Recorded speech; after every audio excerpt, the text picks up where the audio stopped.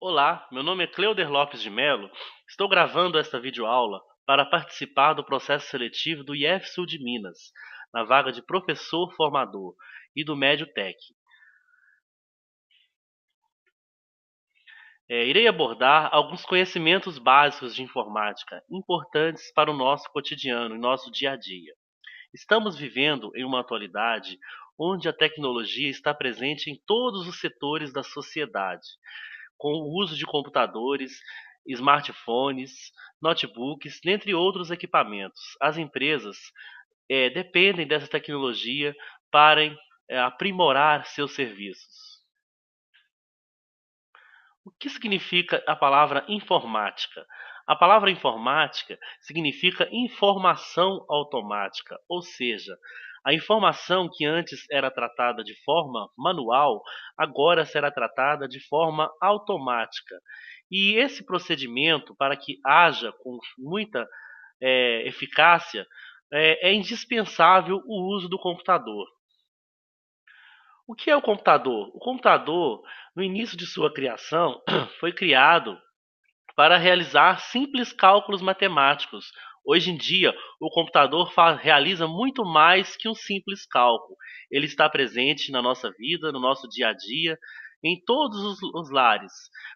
Como exemplo, para a gente ir ao banco sacar um dinheiro, é indispensável o uso de um computador no banco. O computador ele é subdividido em duas partes principais, conhecidas como hardware e software. O hardware é a parte física do computador. Como exemplo de hardware, a gente podemos citar o monitor, o mouse, o gabinete, o próprio driver de CD e DVD para fazer leitura e gravação de CD e DVD. Com relação ao software, são o conjunto de procedimentos básicos que fazem o computador funcionar. Ou seja, é a parte lógica do computador, são as ordens, os programas que fazem com que o hardware funcione. A exemplos de hardware, aliás, a exemplos de software, podemos dar um exemplo bem prático: o sistema operacional. O sistema operacional é o principal software do computador, que faz com que o hardware funcione. Se não tiver o sistema operacional, o hardware não irá funcionar e não irá mostrar na tela as informações.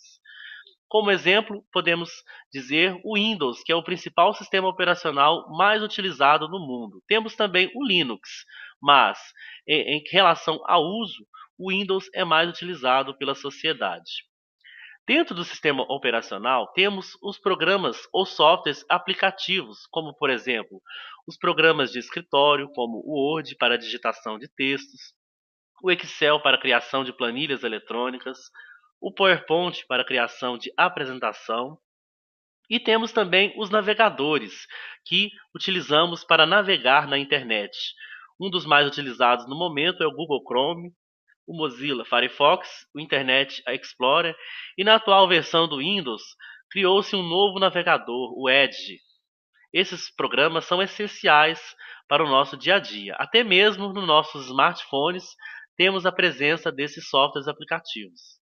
Temos vários outros softwares aplicativos, como por exemplo os antivírus para a proteção dos nossos computadores.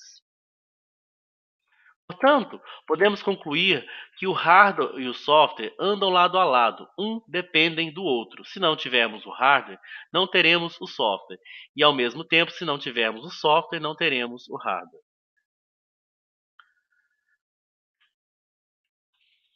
O computador ele é organizado basicamente em três itens, né? Itens de entrada, do processamento e da saída. Ele está basicamente organizado nesse esquema de funcionamento. A entrada são os dados que entram pelo computador. E como exemplo de dispositivos que fazem que esses dados entrem pelo computador, podemos citar o mouse, o teclado. Após serem entrados pelo computador, esses dados serão processados. E o principal item que faz o processamento desses dados é a CPU ou o processador. Após serem processados, esses dados são guardados temporariamente em memória. A seguir, eles serão mostrados pela saída. Como dispositivos de saída, temos a impressora, o monitor, dentre outros. Aí mostramos os dispositivos de entrada, né? Como já disse, o teclado, o mouse é um dos mais utilizados. Temos também o microfone, a tela sensível e o scanner, dentre e alguns outros dispositivos que são considerados dispositivos de entradas de dados no computador. Como dispositivos de saída, temos o monitor comum, né, a impressora e a caixa de som. Lembrando que algumas impressoras ela tem a função tanto de entrada de dados quanto de saída, principalmente as impressoras multifuncionais. Agora vamos falar sobre as memórias que estão organizadas no nosso computador, que fazem parte do nosso computador. A primeira memória é a memória ROM, que é a memória somente para leitura de dados. Essa memória, o seu conteúdo não pode ser apagado e muito menos alterado. É uma memória que foi gravada pelo fabricante e exibe informações de hardware, como a marca da placa-mãe, algumas informações quando o computador, por exemplo, ao ser iniciado, mostra-se a quantidade de memória, a quantidade do HD, que é o disco rígido, e entre outras informações essenciais. Toda vez que ligamos os nossos computadores, aquelas informações são mostradas na tela e nunca poderão ser apagadas. Ao contrário da memória RAM, essa memória é uma memória temporária, uma memória de acesso randômico. Se houver um desligamento incorreto do computador ou uma queda de energia, o seu conteúdo é perdido. Um exemplo bem prático do uso da memória RAM é quando o usuário está gravando um DVD.